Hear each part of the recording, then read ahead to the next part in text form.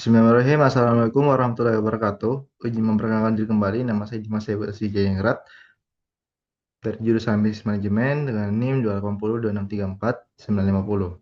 Nah, pada kesempatan ini saya akan menjelaskan hasil analisis visual data untuk studi kasus sebuah rumah makan franchise di Indonesia yang ingin mengetahui perkembangan omset dan pendapatan perusahaan dari tahun 2018 hingga 2023. Pada dashboard yang saya buat menggunakan Tableau, saya izin share screen.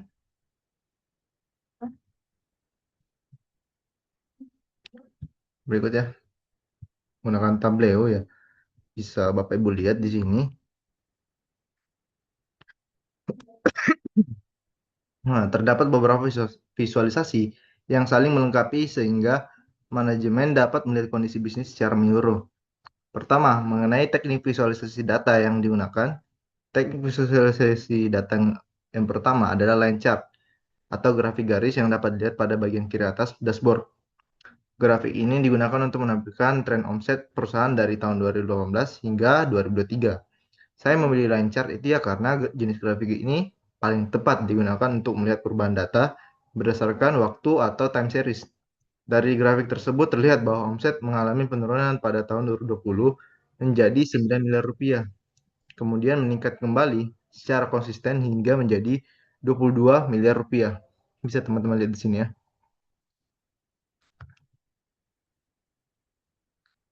Rupiah pada tahun 2003. Visualisasi ini membantu manajemen melihat pola pertumbuhan bisnis dan mengetahui serta mengevaluasi kinerja perusahaan dari tahun ke tahun. Nah, tadi kedua adalah bar chart nih yang berada di bagian tengah dashboard. Bar chart digunakan untuk membandingkan omset setiap tahun secara langsung. Dengan grafik batang, perbedaan nilai antar tahun dapat terlihat dengan jelas sehingga memudahkan manajemen untuk mengetahui tahun dengan omset tertinggi maupun terendah. Pada dashboard ini terlihat bahwa omset tertinggi terjadi pada tahun 2023 sebesar 22 miliar rupiah atau di sini tertulis 22,0 ya. Sedangkan omset terendah terjadi pada tahun 2020 sebesar 9 miliar rupiah. Ya, mungkin teman-teman tahu lah kenapa turun pasti karena ya COVID waktu itu. Teknik tiga adalah stacked bar chart. Visualisasi ini digunakan untuk menampilkan komposisi omset berdasarkan semester 1 dan semester 2. Setiap tahunnya saya memilih stack bar ini karena selain menampilkan total omset, grafik ini juga menunjukkan kontribusi masing-masing semester terhadap omset tahunan. Dari visualisasi tersebut terlihat bahwa pada setiap tahun semester 2 memberikan kontribusi yang sedikit lebih tinggi dibandingkan semester 1. Teknik berikutnya yaitu adalah bullet chart. Bullet chart ini digunakan untuk membandingkan offset yang aktual dengan target perusahaan yang ditetapkan sebesar 15 miliar rupiah per tahun. Dengan visualisasi ini, manajemen dapat langsung mengetahui apakah target sudah tercapai atau belum. Misalnya pada tahun 2018 hingga 2021 target masih belum tercapai. Sedangkan pada tahun 2022 dan 2023, omset perusahaan telah melampaui target yang telah ditetapkan. Selanjutnya terdapat grafik pendapatan perusahaan. Ini saya sedikit edit dikit ya di bagiannya biar lebih jelas. Nah, pada studi kasus ini diketahui bahwa pendapatan perusahaan dihitung sebesar 20% dari omset. Oleh karena itu, saya membuat visualisasi menggunakan bar chart berwarna ungu. Ada ya paling bawah ini, nomor 5. Agar manajemen dapat melihat besarnya pendapatan setiap tahunnya secara otomatis. Sebagai contoh, pada tahun 2023, omset perusahaan sebesar 22 miliar rupiah, sehingga pendapatan perusahaannya itu 4,4 miliar rupiah atau 20% dari omset. Selain dari grafik tersebut, pada bagian atas dashboard terdapat beberapa KPI nih atau Key Performance Indicator. Nah, tujuannya KPI itu sebagai ringkasan informasi. Penting sebagai manajemen tidak perlu membaca seluruh grafik terlebih dahulu. Informasi yang ditampilkan itu antara lain ya total omset selama periode 2018 sampai 2023 sebesar 80 miliar rupiah.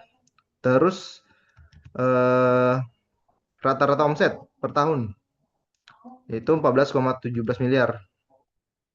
Terus omset tertinggi sebesar 22 miliar rupiah pada tahun 2023. Omset terendahnya 2020, bentar ya, bentar ya. Bisa lihat di sini omset terendahnya ya 9 miliar rupiah pada tahun 2020. Nah, total pendapatan perusahaan sebesar 17 miliar rupiah. Rata-rata pendapatan per tahun ya sebesar 2,83 miliar rupiah. Ini rata-rata pendapatannya per tahunnya. Nah, dengan adanya KPI tersebut yang di atas ini, pimpinan perusahaan dapat memperoleh gambaran kondisi bisnis hanya dalam beberapa detik. Karena ya udah tertampil seperti ini.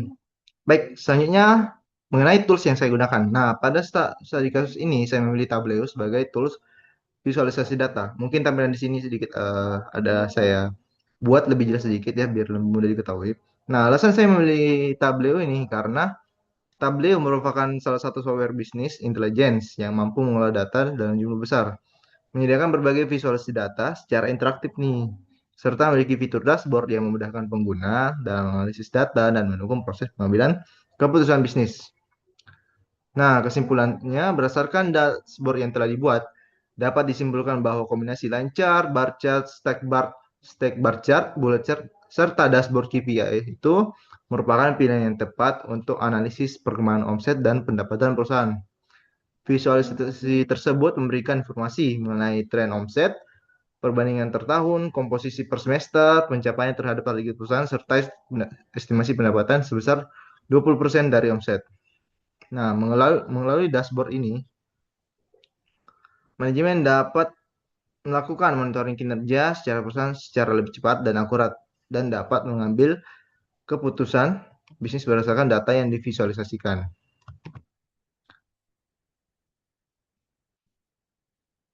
Baik, itu saja penjelasan saya terkait threads pada hari ini. Semoga banyak membantu. Terima kasih. Wassalamualaikum warahmatullahi wabarakatuh. Tetap semangat dan sehat selalu teman-teman semua.